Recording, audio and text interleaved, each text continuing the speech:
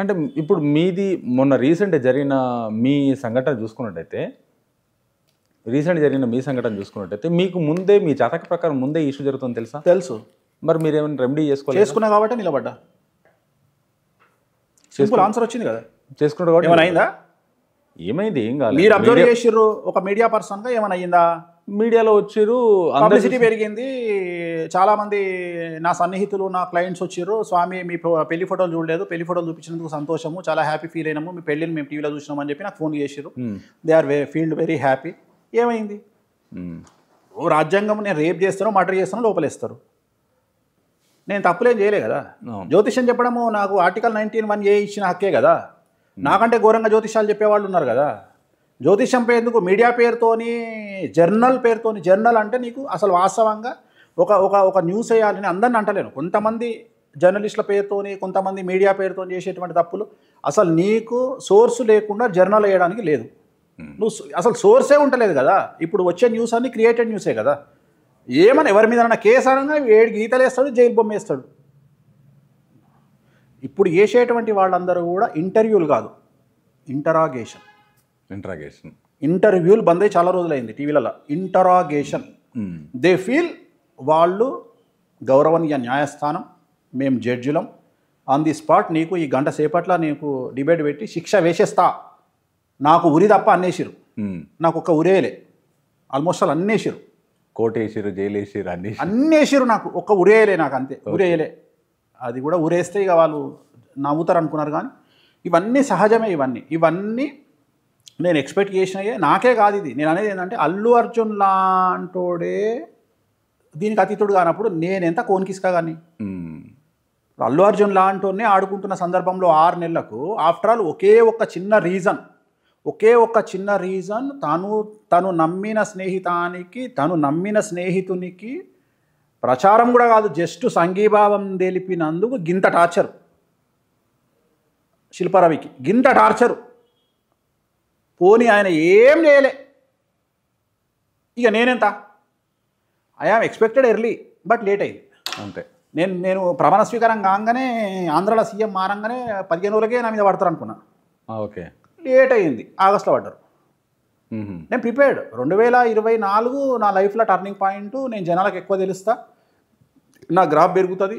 నేను చాలామందికి, నేను అంతకుముందు ఎయిర్పోర్ట్కి పోతే 20 మంది ఫోటోలు దిగేది, ఇప్పుడు 80 మంది దిగుతారు. అంటే పెరిగినట్టే గ్రాఫ్. ఇప్పుడు బయట చూసిగా బౌన్సర్లు ఉన్నారుగా, బౌన్సర్లు ఉన్నారు. అంతకుముందు ఒక్కడే ఉండేది, 4 పెట్టుకున్నా.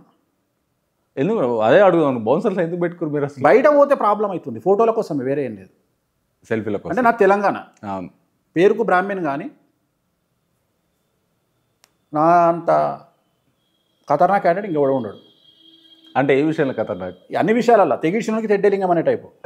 తెగిడ్చినోనికి అంటే పోతే రేపటికి 2 అంటే ఫుల్ఫిల్ లైఫ్. పుట్టిన లైఫ్ నాకు 49 ఇయర్స్. 49 ఇయర్స్లో నేను 100 ఏళ్ళు చూసిన. 100 ఏళ్ళు నేను అన్నీ అనుభవించిన, ఎవ్రీథింగ్ అనుభవించిన. సో నాకు కోరికలు లేవు. సో నేను పెద్ద పీకి పడగొట్టాలి అనేది ఉద్దేశం లేదు, అయ్యో ఏదో చేయాలనే ఉద్దేశం లేదు. సస్తే రేపటికి 2 అంటే చావడానికి సిద్ధం. పెద్ద భయపడే మనస్తత్వం కాదు. అంటే తెలంగాణలో డిఫరెంట్ లైఫ్ స్టైల్ ఉంటుంది. తెలంగాణ లైఫ్ స్టైల్ వేరు. నాది కేసీఆర్ ఊరు, సో కేసీఆర్ కాన్స్టిట్యున్సీ. ఏది కేసీఆర్ ఊరా మీది? గజ్వెల్ కాన్స్టిట్యున్సీ నాది. గజ్వెల్ కాన్స్టిట్యున్సీ ఏ ఊరు? ఏలూరు రాసారం, ఏలూరు నాచారం, నరసింహస్వామి టెంపుల్. ఏలూరు నాచారమా? ఏలూరు నాచారం అని చెప్పారు కదా. చిన్నప్పటి మేము పెరిగిన వాతావరణం. తెలంగాణ టెంపుల్ ఎట్లుంటుంది అంటే కూర కొట్టి సగం దేవునికి ఇచ్చిపోతారు. ఇప్పుడు మేకను కొట్టంగానే ఏం చేస్తారు, ఒక సపం మాకు వస్తుంది. ఇప్పుడు అంతెందుకు నేను చెప్తా, అసలు ఇన్ని మాట్లాడుతున్నారు. తెలంగాణలో ఒక సాంప్రదాయం ఉంది, దొరోళ్ళ ఇంట్లో మెడ తెగితే పంతులు ఇంట్లో తొడ తెగుతుందని సామెత. అంటే ఒక దొర ఇంట్లో వెల్మ దొరలు కానీ రెడ్డి దొరలు కానీ మేకన్కి వస్తే సప్ప పంతులకు వస్తుంది. ఎవడు కాదంటాడు తెలంగాణ సాంప్రదాయాన్ని? వీళ్ళు వచ్చి శుద్ధపుస మాటలు మాట్లాడతారు. అలాంటి సాంప్రదాయం నుండి వచ్చిన. మేబీ మా నాన్న తన జీవితంలో అంగేసుకోలే, షర్ట్ అనేది వేసుకోలే. నాకు పూర్తి విరుద్ధం. ఏకవస్త్రమైన ఒకటే, కింద ధోతి పైన పంచ కండువా. ఆయన పొద్దున్న 4 గంటలకు ఊరు నుండి బయలుదేరితే పొద్దున్న 4 గంటలకే అన్నం వండుకొని అన్నం వండించుకొని ఇంట్లో తిని మళ్ళీ రాత్రి 11 గంటలకు ఇంటికి వచ్చే వరకు ఆయన మంచినీళ్ళు కూడా తాగాడు. ఒకవేళ తాగితే దోషం ఉండదని వేడి వేడి పాలు తాగేవాడు. ఎవరైనా ఇంటికి పోతే మంచినీళ్ళు కూడా తాగాడు, వేడి పాలు తాగేవాడు. అలాంటి నిష్ఠాగరిష్ఠుడు. ఆయన నడిచొస్తుంటే జనాలు సైడ్కు జరిగేవాడు. ఆయన ఇన్స్పిరేషనే నేను దండం పెట్టించుకోవాలి అంటే జ్యోతిష్యాన్ని ఎంచుకున్నా. మా నాయన పెద్ద పూజారిగా పనిచేసిండు. యాదగిరిగుట్ట దేవాలయం నుండి నాచారంగుట్ట దేవాలయానికి వచ్చిండు. వచ్చి పెద్ద పూజారిగా పనిచేసినప్పుడు ఆయన జాబు ఎవ్వరు మా ఇంట్లో చేయనప్పుడు ఆ రోజు నేను డిగ్రీ సెకండ్ ఇయర్ ఫెయిల్ అయితే ఎస్పీ కాలేజీలో సెకండ్ ఇయర్ ఏమంటారు దాన్ని రిటైన్ చేసిరు నన్ను. ఇక నీ చదివి ఎక్కువైపోయింది ఇంటికి పోని పోతే ఆ రోజు నేను బ్రతకడానికి బతుకుదేరు తెలియక అమెరికా అంటే గొప్పది అనుకున్న సందర్భంలో, లండన్ అంటే గొప్పది అనుకున్న సందర్భంలో నా స్నేహితులు నాతో పాటు ఉండేవాళ్ళు ఇద్దరు ఆ దేశాలకు పోయినప్పుడు ఇక్కడ ఉండే వాళ్ళందరూ నన్ను పిచ్చినా కొడుకులాగా చూసేవాళ్ళు. వాళ్ళు అమెరికాకు పోయిండు, వీళ్ళు లండన్కి పోయిండు, నువ్వేమో దివాలా తీసి హైదరాబాద్నే ఉన్నావు, పిచ్చినా కొడుక నన్ను జనాలు జడుతుంటే ఏం చేయాలనో తెలియక గవర్నమెంట్ జాబ్ చేసుకుంటే బాగుంటుంది అని మా నాయన జాబు ప్రయత్నం చేస్తే నాకు ఆ జాబ్ వచ్చింది, జూనియర్ అసిస్టెంట్. నేను లోపలికి పోయి సంతకం పెట్టాలి, తెల్లారి పెట్టి నేను ఛార్జ్ తీసుకోవాలి ఎండోమెంట్ డిపార్ట్మెంట్లో. పూజారి కాదు, పూజారి అన్నారు, పూజారి అన్నారు, జూనియర్ అసిస్టెంట్కి ఇస్తా అన్నారు. జూనియర్ అసిస్టెంట్ ఇస్తా అంటే తెల్లారి పోయి సంతకం పెట్టాలి, నేను జాయిన్ కావాలి. ముందు రోజు డ్రాప్ అయినా నాకు ఉద్యోగం వద్దని. ఆ రోజు నేను నా నెల ఖర్చు 10,000 ఆ రోజు. అప్పుడే నేను మాట్లాడేది 98 మాట్లాడుతున్నా. 98లో నా నెల ఖర్చు 10,000. సినిమా ఇండస్ట్రీలో నేను నెలకు 10 పూజలు సినిమా ముహూర్తాలు చేసేవాడిని. సినిమా పురోహితం అంతా నేను మా బ్రదర్ మా బావ ఉంటాడు, ఆయన చేతి కింద నేను పనిచేసేది. ఆ రోజు నా సంపాదన నేను చదువుకున్నప్పుడు నెలకు 10,000 సంపాదించేది. ఆ నెలకు 10,000 నా ఖర్చు. నాకు అప్పుడు అనిపి నువ్వు ఎంత ఇస్తావు జీతం అని అడిగిన ఎండోమెంట్ 2,000 ఇస్తా అన్నాడు. అది నన్ను ఏం డిస్టర్బ్ చేయలే. కానీ నాకు వ్యతిరేకమైన పర్సన్ ఎవరైతే ఉన్నాడో ఆ పర్సను నేను రోజు నమస్తే పెట్టానంట. ఓహో నీకు నమస్తే పెట్టాలన్నా, నాకు ఈ ఉద్యోగం వద్దు అని బయటకు వచ్చేసి అది నా లైఫ్ టర్నింగ్ పాయింట్. సో అప్పటి నుండి నేను అనుకుంటే ఏంటంటే ఉద్యోగం అనేది బిగ్గెస్ట్ స్కామ్. ఒక మనిషిని నాశనం చేయడానికి ఉద్యోగం అనేది పనిచేస్తుంది అని నేను నమ్ముతా. అందుకని అప్పటి నుండి నేను ఉద్యోగానికి వ్యతిరేకం. నేను వాడెవడో నిన్న ఈ మాట మాట్లాడేందుకు యూట్యూబ్లో పెట్టిండు ఒకడు, నన్ను విమర్శిస్తూ పెట్టిండు ఒకడు.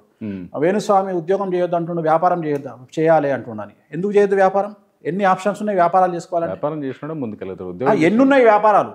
190 వ్యాపారాలు ఉన్నాయి. రోడ్డు మీద కొబ్బరి బొండాలు అమ్ముకుంటారు. కొబ్బరి బొండాలు కాదు, నేను ఇదే మాట మిర్చి బజ్జీ పెట్టుకోమని చెప్పిన. వాడు దాన్ని విమర్శిస్తుండు. మిర్చి బజ్జీ అంటే మిర్చి బజ్జీ పెట్టుకొని నెలకు ₹1,00,000 సంపాదించే వాళ్ళు నాకు ఇంతమంది తెలుసు. ఇవాళ నాకు తెలిసిన వాళ్ళు నేను అదే చెప్తా. నా దగ్గరికి 2014లో ఒక అబ్బాయి వచ్చిండు, కిడ్నీలు ఫెయిల్ అయ్యి. నేను ఫ్రీగా పూజ చేయించిన. డాక్టర్లు బ్రతకరన్నారు.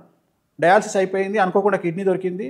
ఇవాళ అబ్బాయి బతుకున్నాడు. ఇవాళ మాదాపూర్లో అతను కర్రీ పాయింట్ పెట్టుకోడు, ₹1,00,000 సంపాదిస్తాను నెలకు.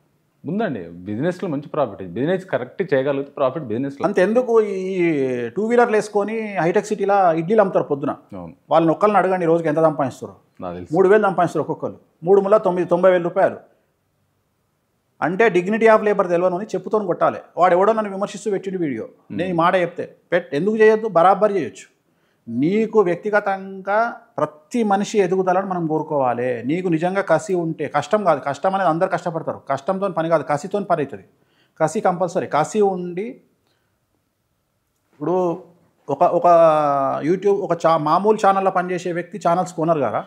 ఒక పేపర్లో పనిచేసే వ్యక్తి పేపర్ ఓనర్ కాలేదా? ఛాయ్ అమ్ముకుంటాడు వాళ్ళు ప్రధానమంత్రి. ఛాయ్ అమ్ముకునే అతను ప్రధానమంత్రి కాలేదా? ఇవాళ ప్రధానమంత్రి ఎట్లయినా అని చెప్పి తప్పు పడతామా?